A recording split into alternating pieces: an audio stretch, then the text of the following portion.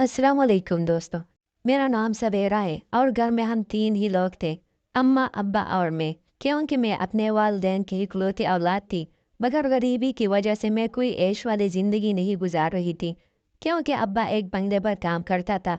मेरे अब्बा सुबह होते ही बंगले पर जाते थे और रात को वापस आते। अब्बा वहाँ काम किया करते थे। उनकी नौकरी क्या थी हमें बिल्कुल भी मालूम नहीं था और नहीं अम्मा को। हम दोनों जब भी अब्बा से पूछने की कोशिश करते कि आप बंगले पर क्या काम करते थे, तो अब्बा हमें घूरने लग जाते और खामोश कर दिया करते। कभी कभी ये कहते कि तुम दोनों को इससे क्या लेना देना, तुम्हारी तो ज़रूरत पूरी हो रही है ना। इसी बात पर अब्बा और अम्मा में झगड़ा भी हो जाता था, क्योंकि हमारी ज़रूरत भी बहुत मुश्किल से पूरी होती थी।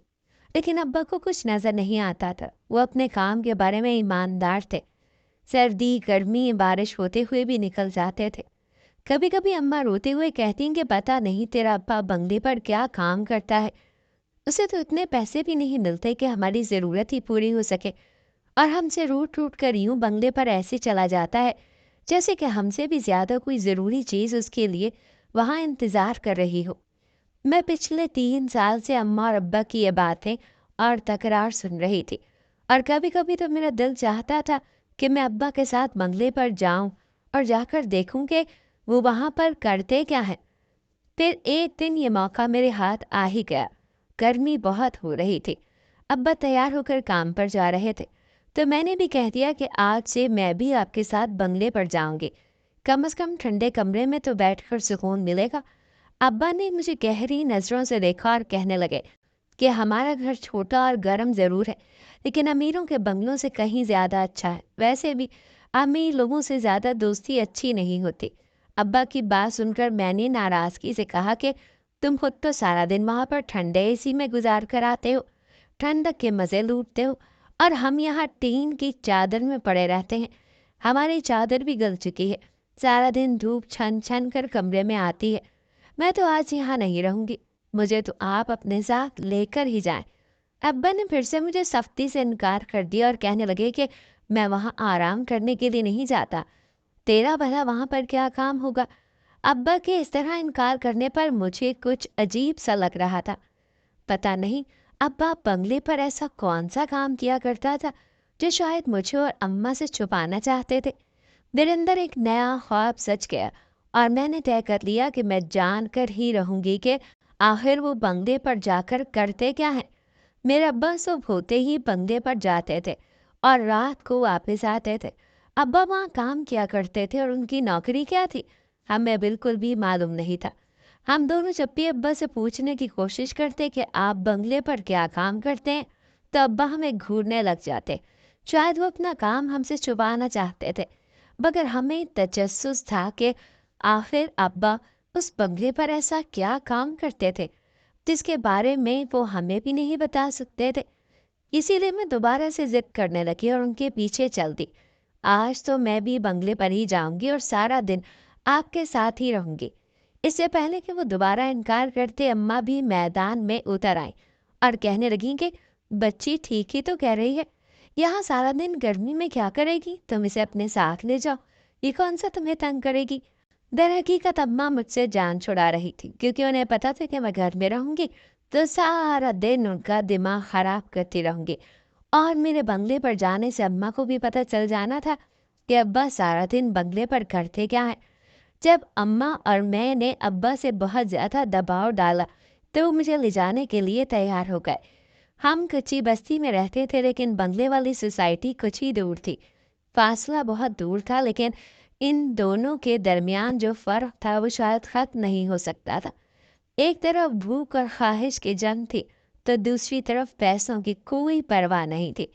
पापा ने मुझे सख्ती से कह दिया था कि मेरे पीछे न घूमना, बल्कि खामोशी से एक तरफ बैठे रहना।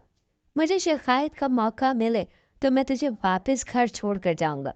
मैं फौरन से वादा कर चुकी थी कि मैं आपको बिल्कुल भी तंग नहीं करूंगी। हम बंगले में पहुंचे तो सबसे पहले बड़ी मालकिन से हमारा सामना हो गया। अब्बा ने फौरन अदब से उन्हें सलाम किया और मुझे भी सलाम करने के लिए कहा। मैंने डरते डरते उन्हें सलाम किया तो बड़ी मालकिन ने एक जोर की निगाह मुझ पर डाली और अब्बा से पूछने लगी, ये कौन है। और उसे यहाँ क्यों लेकर आए हो? तुम्हें मालूम है ना कि बंगले में गैर ज़रूरी लोगों का दाखिला मना है। अब्बा ने फ़ौरन बड़ी मालकिन को कहा कि ये मेरी बेटी है और ये आज मेरे साथ आ गई है। बड़े मालकिन की नज़र जिस तरह से मुझ पर जमी हुई थी, इससे मुझे बहुत घबराहट सी हो रही थी। मैंने सोचा कि ये औरत तो बहुत ही सख्त है। वो एक लंबी चौड़ी सांवली सी औरत थी जिनके घुंघरू वाले बाल थे और वैसे ही तैयार थी कि जैसे किसी दावत में जा रही हो। पहली नज़र में तो मुझे वो बिल्कुल अच्छी नहीं लगी। मुझे तो लगा कि बंगले की माँ की बहुत ज़्यादा खूबसूरत होगी, लेकिन उनके सामने तो मेरी माँ बहुत ही ज़्यादा खूबसूरत थी। और फिर वो ये बात कहने लगी कि एहतियात करना, इसके आने से कहीं तुम्हारे काम में कोई कोताही ना हो जाए। मैं काम में हरगिज़ भी कोई गलती बर्दाश्त नहीं करूँगी और इसे अपने काम से कोसों दूर रखना। अब्बा ने उन्हें यकीन दिलाया कि वो पूरी जिम्मेदारी से अपना काम करेंगे। वो तो अब्बा को हिदायत देकर चली गई। अब्बा ने मुझे देखकर ये सारी बातें अच्छी तरह से समझा दी कि मेरे पीछे हरगिज़ भी नहीं, बल्कि बिल्कुल खामोशी से एक जगह बैठे रहना। मुझे तो अब भी समझ नहीं आया था कि अब्बा यहाँ पर काम क्या करते हैं, जिसके लिए इतनी एहतियात और जिम्मेदारी की ज़रूरत थी। मुझे छोड़कर न जाने कहाँ निकल गए थे। मैं खामोशी से बावर्ची खाने के आगे बैठी हुई थी कि मालकिन की बेटी दोपहर के वक्त स्कूल से वापस आई। अपने कमरे में जाकर मुझे देखकर रुक गई और मेरे पास चली आई।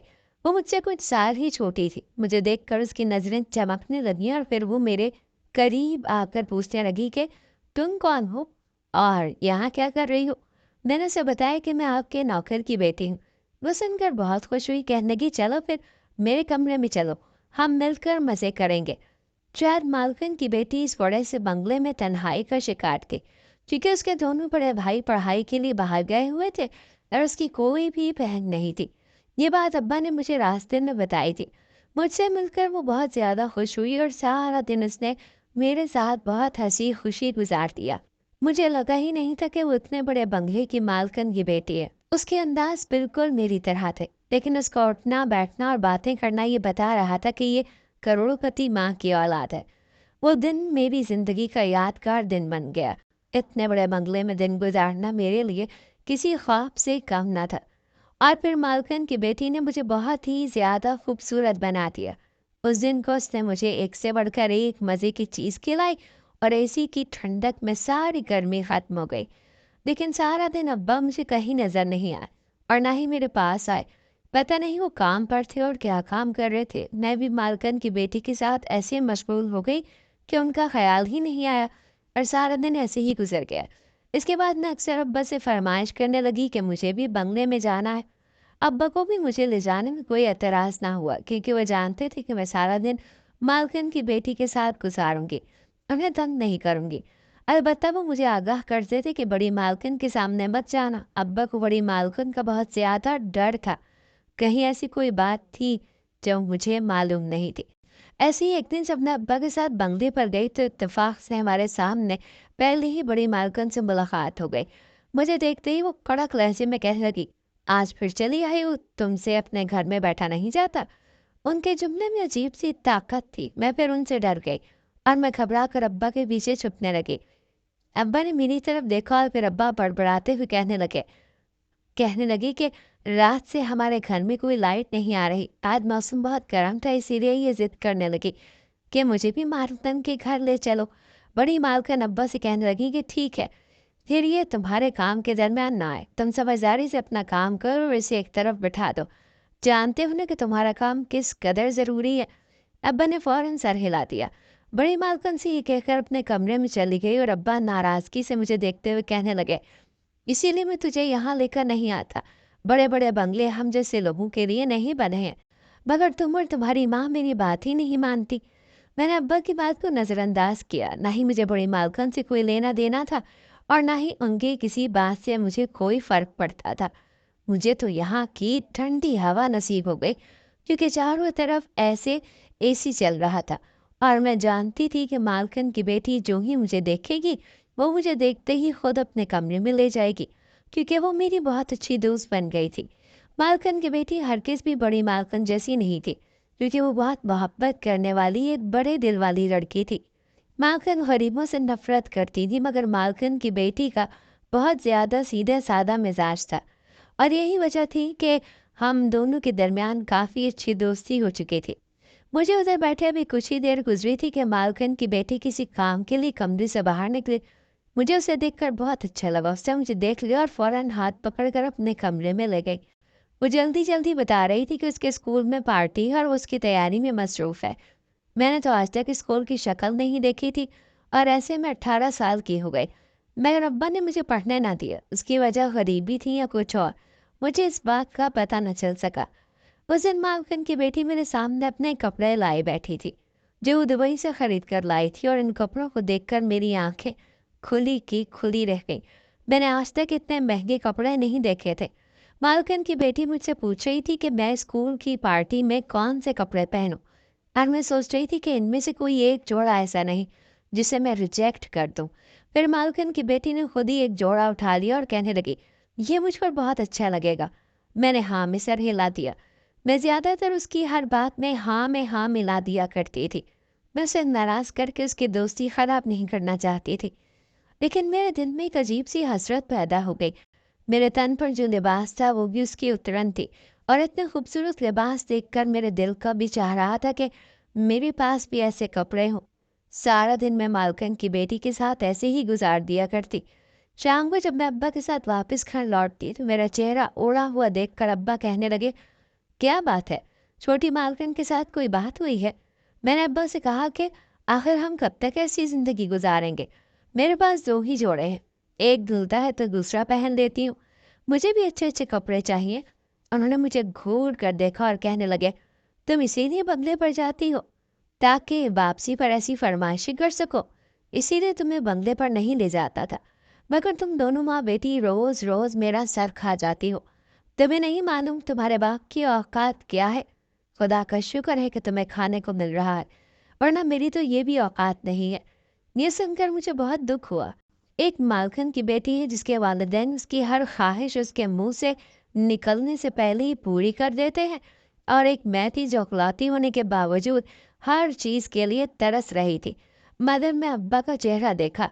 अब्बा का चेहरा जैसे बिखरा हुआ सा महसूस हो रहा था, और मैं शर्मिंदा सी हो गई। मेरी ख्वाहिशों ने अब्बा को उनकी नज़रों में गिरा दिया। मैंने फ़ौरन अब्बा से माफ़ी मांगी और कहा कि मैं आइंदा ऐसी कोई बात नहीं करूँगी।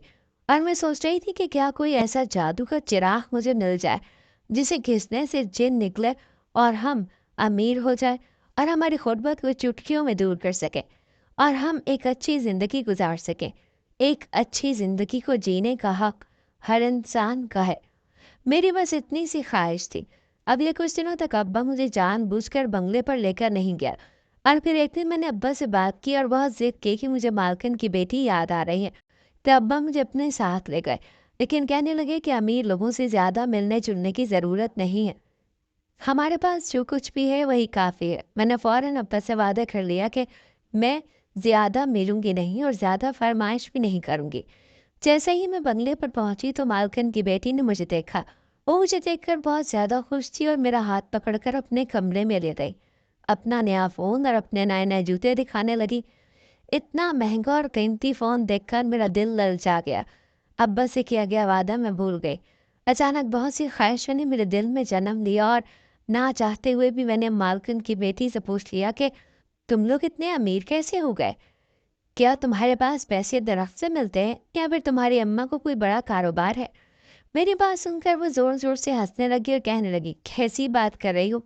ना ही पैसा दरख्त पर लगता है और ना ही अम्मा माँ कोई कारोबार करती है।